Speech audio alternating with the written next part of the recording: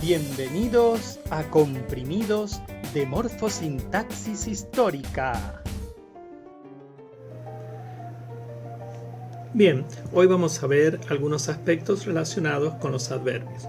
Como forma, los adverbios pertenecen a un grupo de palabras de morfología invariable.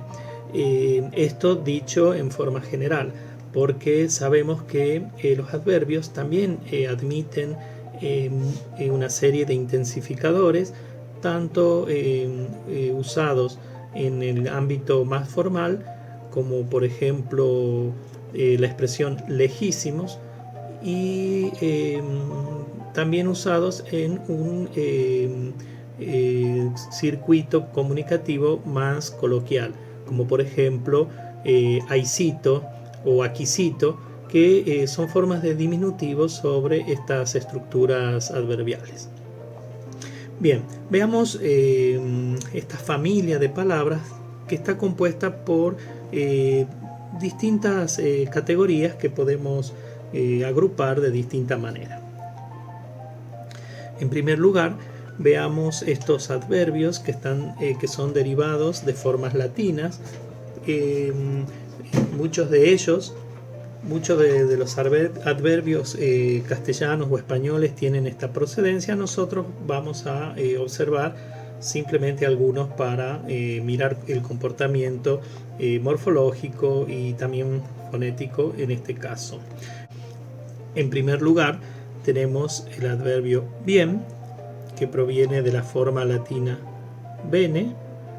Ustedes ya pueden advertir aquí cuáles son los cambios fonéticos que se han producido. Aquí la supresión de un sonido al final de palabra y la diptongación de la sílaba tónica.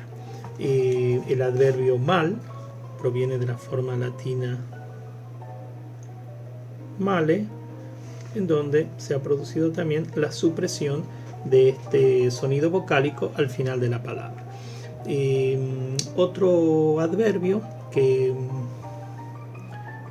podemos observar es el adverbio temporal siempre, que viene de la forma latina semper.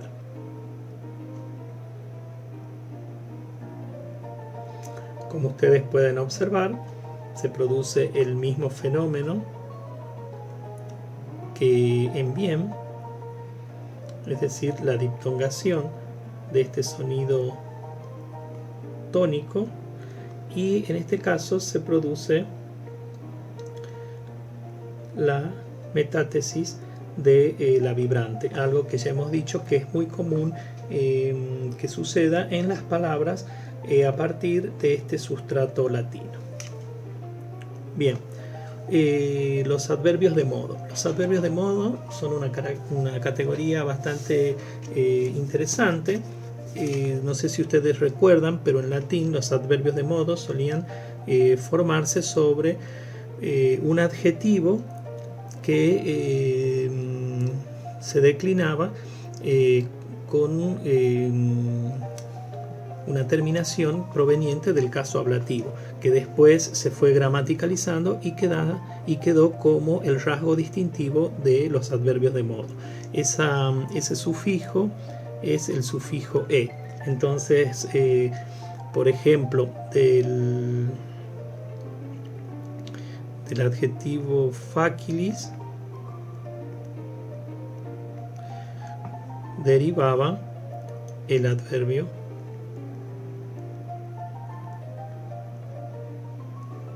facile, es decir, fácilmente. En español se desarrolló de otra manera a partir de una perífrasis. Esta perífrasis está formada por el adjetivo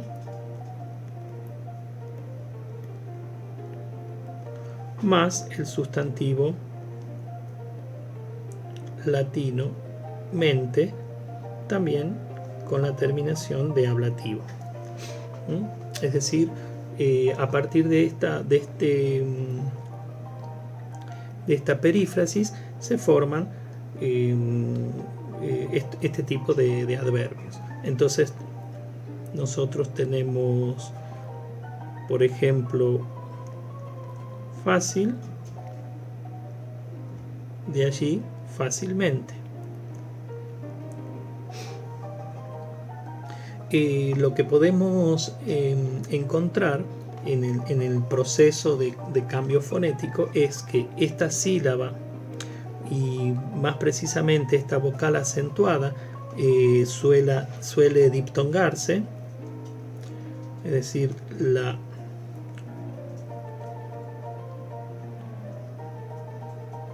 tenemos la forma miente, y en algunos casos también una epéntesis, un refuerzo articulatorio mediante la adición de una vibrante.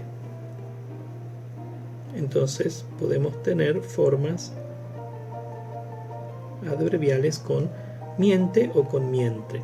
Así, por ejemplo, en el poema del mío Cid, los primeros versos se inician con un adverbio con estas características. Cuando dice: de los hoyos tan fuerte vientre plorando, entonces tenemos fuerte vientre.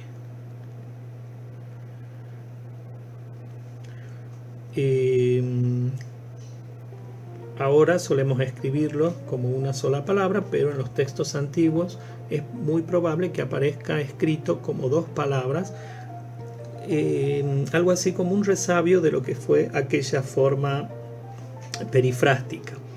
En los textos que hemos estudiado, sobre todo en el texto de Nebrija, aparece muy claramente esta forma de registrar este tipo de adverbios, es decir, registrar como dos palabras separadas.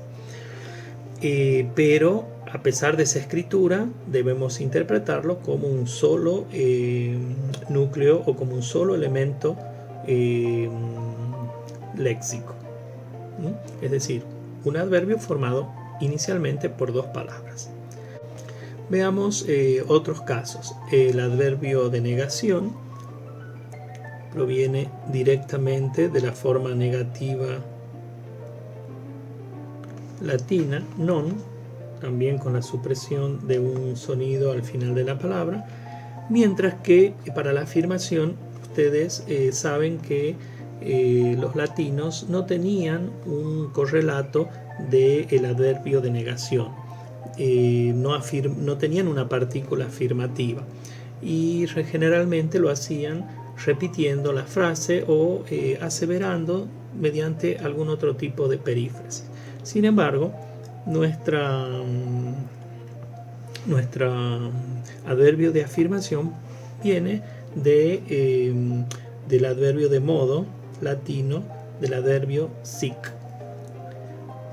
Es muy claro el proceso fonético por pérdida de supresión de este sonido final, y era algo así, funcionaba algo así como cuando alguien hacía una pregunta, el otro daba su ok a través de este adverbio de modo, o sea, sí, así, de esta manera, y eso se fue consolidando como una forma de la expresión de la afirmación. Y tenemos así en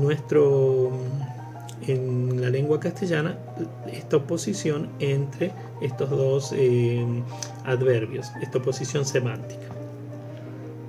Bien, veamos ahora algunos adverbios locativos. Sobre todo voy a enfatizar algunos que tienen que ver con un uso medieval.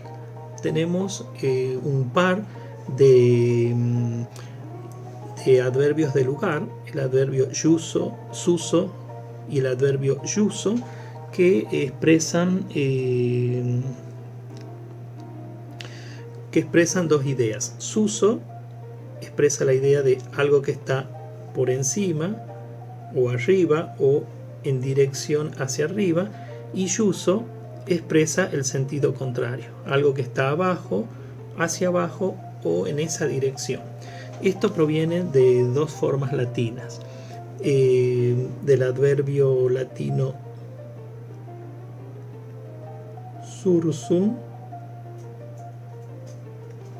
en el cual ustedes pueden ver una serie de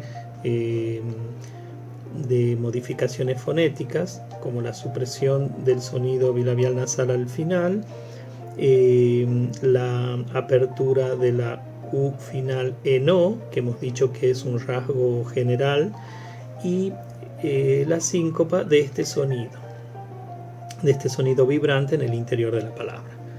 En el caso de Yuso, este proviene de la forma latina de orsum, con este mismo sentido. Y acá ustedes pueden advertir, bueno,